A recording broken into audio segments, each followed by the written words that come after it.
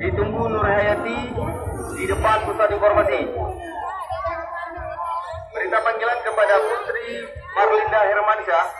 Ditunggu Nur Hayati di pusat informasi. Sekian, terima kasih.